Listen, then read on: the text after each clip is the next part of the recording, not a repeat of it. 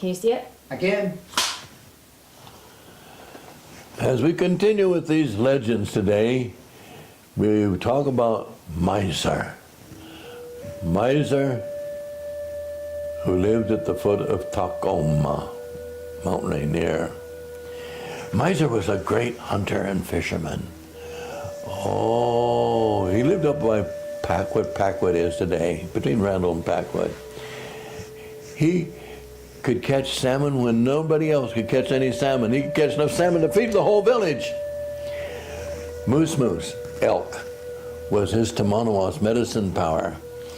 And when in the wintertime, when the moose, the elk, were hidden in the darkness of the forest, the other hunters couldn't find any elk. But Moose would give enough of themselves to him that he could feed the whole village. He became renowned as the greatest hunter and fisherman in the country up there. But he was very, very unhappy. It meant nothing to him to have the prestigious honor of being known as the greatest hunter and fisherman, because all he wanted was the hiaqua. That's what this is, that shell. Oh, today people call it dentilium. It's a little hollow shell. There's only one place in the world where you can find it. That's off the shores of Vancouver Island in British Columbia. This was our money. Oh, these shells can grow to be 3 or 4 inches long, but it was these little short ones, about an inch, inch and a half long, that were the valuable ones. And you could string them on strings of sinew, and you use those to buy anything you wanted. Hey, I'd see you coming down on the trail on your horse, and I like your horse. How much you sell for? Well, you say 10 strings of sinew, but maybe it's even more valuable horse than that. You want 20 strings of sinew. A poor horse might get to buy it for 1 or 2 strings of sinew. But you could buy canoes, you could buy slaves, you could buy a wife. It was our money. And all he wanted was the hiaqua. That was his whole heart and soul and mind was driving him. He wanted hiaqua. And the green frog skin, the dollar bill. Well, he finally got Moose, his Tamanawas, to tell him where he could find the hiaqua. Moose told him, it's the very, very top of Tacoma. You climb to the top of Tacoma and you look down and there's a little crater there and there's a black lake there. And at the other side of that black lake, you'll see 3 giant stones. One is shaped in the shape of a camas root, and the other one in the shape of a salmon head, and the other in the shape of a moose head. And at the base of the moose rock, you'll find, digging down to the hiaqua. There's a hole filled with it there. Well, he knew that if he told his kloochman, that was his wife, that he was going to climb to the top of Tacoma, oh, she would throw a bitter railing fit. You don't do that, nobody can climb up there. Anybody that tries that, they fall into the crevices of the ice and they die. So he knew he didn't need to dare tell her what he was going to do. So the next morning, he sent her out on the prairie to dig camas, knowing that she'd be gone all day, and that'd give him time to get packed and go and leave on his journey. So he sent her out to dig the camas, and he took his ictus, that's his carrying bag, his elk skin that he could put things in and fold it for a carrying bag. And in there he put some salmon, dried salmon, and smoked salmon, and some berries, and some camas, and some kinnikinnick for his journey. He took 2 elk horns, and he broke off the spines of all of them except the very top one, and so they could be ice picks. And he began his journey. By sundown, he was getting to the last of the trees in the forest and getting into the snow line. And he was hungry. He stopped to eat. And then he knew there's a full moon out, and I know that I've got a long climb. I've got to keep climbing. I can't stop and rest. I've got to keep climbing. He climbed all night. He climbed the next day, the next night. And finally, he reached the top of Tacoma. He looked down into the crater, and sure enough, there was that lake. And sure enough, there were those 3 stones, shaped like the camel's foot, the salmon's head, and moose head, elk head.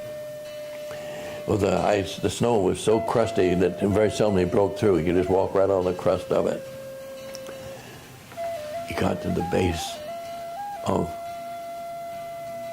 Moose Rock. He threw down his ictus. He threw down one of the ice picks. And the other one, he raised it in the air, and he came down hard on that icy crust of snow and broke through it.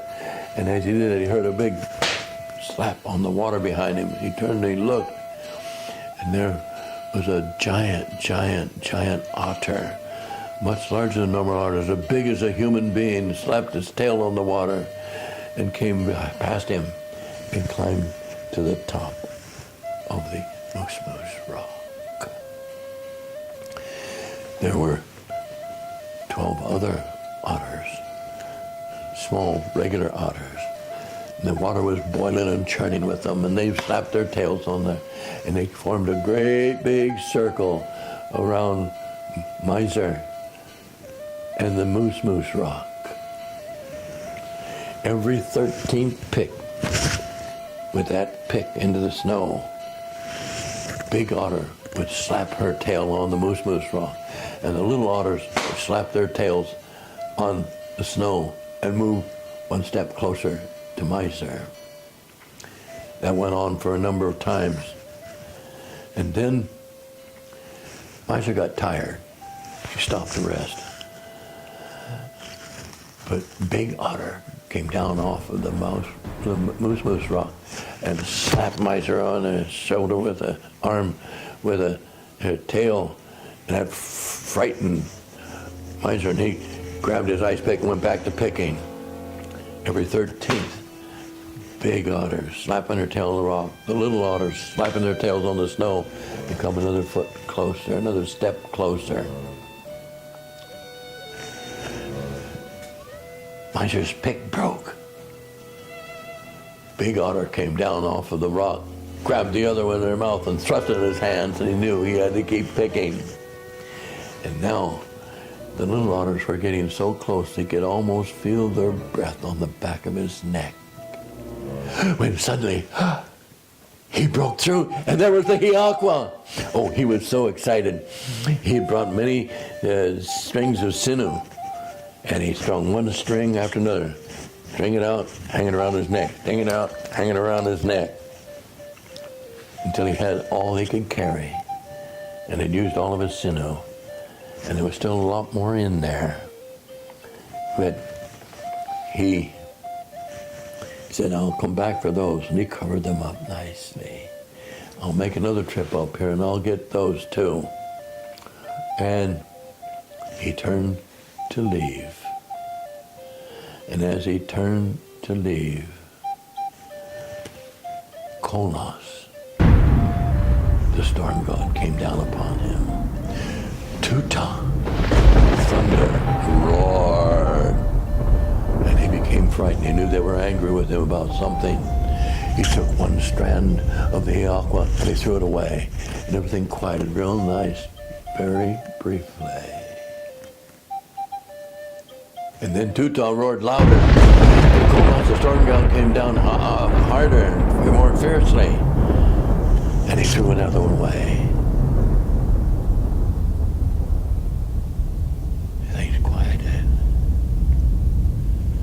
But then Kolnos and Tuta even roared louder yet, and Kolnos even stronger. Kakahiti! Kakahiti was the Tahi of all the Tamanawas, the chief of all the spirit beings. And like a great chorus, they began singing, ha ha ha Hiaqua, ha ha ha Hiaqua, ha ha ha Hiaqua. Oh, he knew that he was in trouble. He threw away another sinew. Finally, he was getting to the edge of the crater, climbing out of the crater, and he had thrown away all of his Hiaqua. And he looked. The black lake was no longer there. And the three giant stones were no longer there. And Tutaw roared even louder. Kakahidi and the choir were singing vociferously. And Konas hit him with such a storm, blew him down the mountainside, face down in the snow, where he slept for a very long time. The snow melted, and there were bare rocks. And they were covered with snow and bare rocks, and covered with snow and bare rocks, until finally he awakened. Oh, he was hungry. He went to his Ichthys to get something to eat. What's this? It's all rotten and full of holes. There's no food in there. Grass has grown up through the holes. Couldn't figure that out. Something wrong here.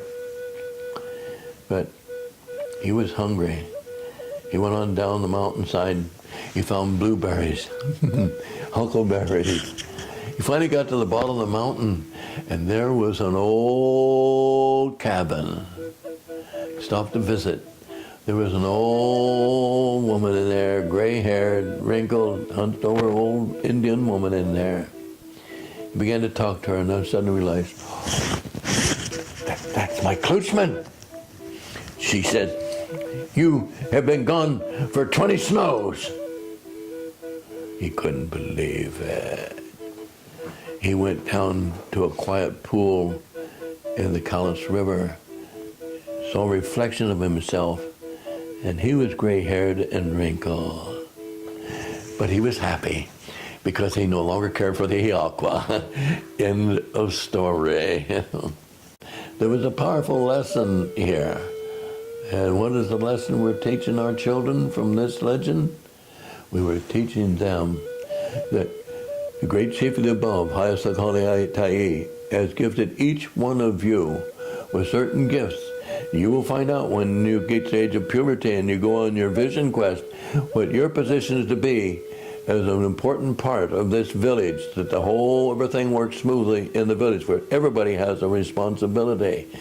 And you may be happy with the talents and gifts the Creator gave to you. Creator gave Miser the talents of being a great hunter and fisherman. And he was not happy with it. And he had to suffer the consequences. And so consequently, you children, when you discover what you're to be doing in your life, be happy with that, not with anything else.